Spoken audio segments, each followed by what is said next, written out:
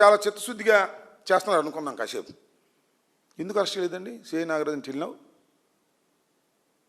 19వ తారీఖున మీరు రిజిస్టర్ చేశారు. ఎక్కడ లేడా? అందుబాటులో లేడా? ఆ ఫారెన్ వెళ్ళిపోయాడా? మీ పోలీస్ స్టేషన్ దగ్గర తిరుగుతున్నాడుగా, మీకు తెలుసుగా ఎక్కడున్నా. ఆయన అరెస్ట్ చేయడా?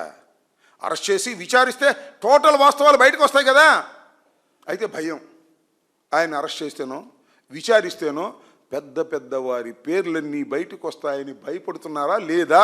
చెప్పండి నాకు సమాధానం. ఇంకో ఫార్స్, అసలు ఆయన అరెస్ట్ చేయడానికి వీల్లేదు అంటున్నారు. అరెస్ట్ చేయడానికి వీల్లేదు. సిన్సియర్ పోలీస్ ఆఫీసర్, మనుషులు చంపితే చంపొచ్చు, కానీ గంజాయిలను పట్టుకున్నాడు. ఆడపిల్లల్ని దౌర్జన్యం చేస్తే వాళ్ళని పట్టుకున్నాడు. అతను అరెస్ట్ చేయడానికి లేదు, మనుషులు చంపినా సరే అని ఒక బ్యాచ్ బయలుదేరింది. అప్పుడే అంటే వాళ్ళకి స్కోప్ ఇస్తున్నారు. మీరే నాటకం ఆడుతున్నారు. పోలీసులే నాటకం ఆడేటటువంటి పరిస్థితికి వచ్చారు. చట్టాన్ని ఉల్లంఘిస్తున్నారు. ఇది అన్యాయం, ఇది ప్రమాదం, ఇది సమాజానికి ప్రమాదకరమైనటువంటి సంఘటన. తక్షణమే మీరు అతను అరెస్ట్ చేయాలి, విచారించాలి. అది కాదండి, అరెస్ట్ చేసి ఎన్నిసార్లు పోలీస్ కస్టడీలోకి తీసుకుంటున్నారు రాజకీయ నాయకుల్ని, నేరస్తుల్ని. రాజకీయ నాయకులు కూడా తీసుకుంటున్నారు, నేరస్తులనే కాదు. పోలీస్ కస్టడీ అని తీసుకుంటున్నారు.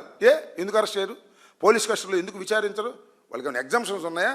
మీరే విచారిస్తున్నారు కాబట్టి పోలీసు వారికి చట్టాలు వర్తించవనేటువంటి భావనతో ఇవాళ మీరు ప్రయత్నం చేస్తున్నారు. ఇది చాలా దుర్మార్గమైనటువంటి అంశం. అంతేకాదు, సాయికృష్ణ కేసుతో పాటు క్రాంతి కుమార్ కేసు 21వ తారీఖున, మే 27వ తారీఖున చనిపోయాడు, ఆత్మహత్య చేసుకున్నాడు. ఇది మే 23వ తారీఖున సాయికృష్ణ చనిపోయాడనే ఆరోపణ ఉంది. ఏం చేశారు? కేసు కట్టారు 21వ తారీఖునే, అనుమానాస్పద మృతి అని కట్టారు. ఆ తరువాత వీడియో బయటకు వచ్చింది. వాళ్ళ నాన్న వెళ్ళి రిపోర్ట్ ఇచ్చాడు. ఎందుకు మర్డర్గా మార్చరు? ఎందుకు ఇన్వెస్టిగేషన్ చేయరు? ఎందుకు కోల్డ్ స్టోరేజ్లో పడేశారు? వీఆర్ డిమాండింగ్ ఇమీడియట్లీ దాన్ని మర్డర్ కేసుగా మార్చి విచారణ జరిపి దోషుల్ని శిక్షించాలి. అలా కాకపోతే వ్యవస్థలు సర్వనాశనం అయిపోతాయి.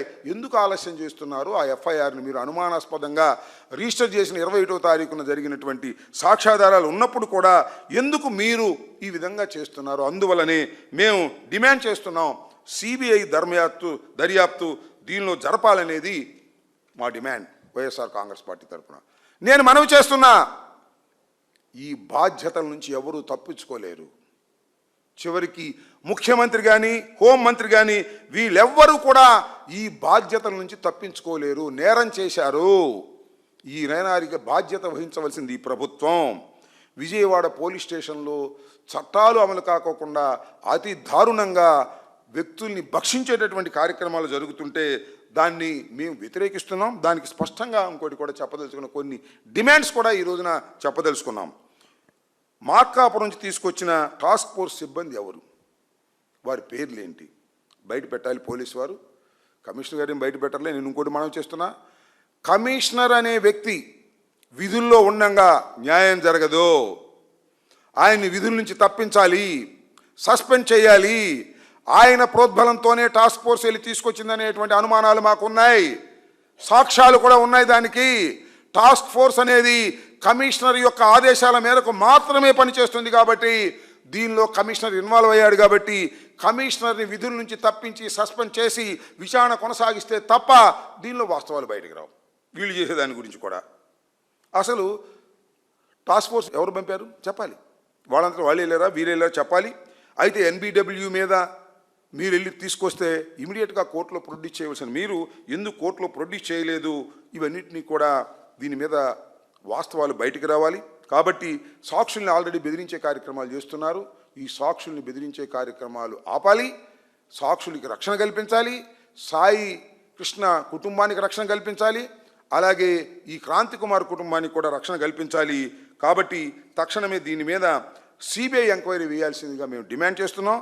దీన్ని వ్యవస్థలన్నీ కూడా కుప్పకూలిపోయే విధంగా ఇవాళ రాష్ట్రంలో ఈ ప్రభుత్వం పనిచేస్తుంది. దీన్ని అందరూ వ్యతిరేకించాలని కూడా ఈ సందర్భంగా నేను చెప్పదలుచుకున్నాను.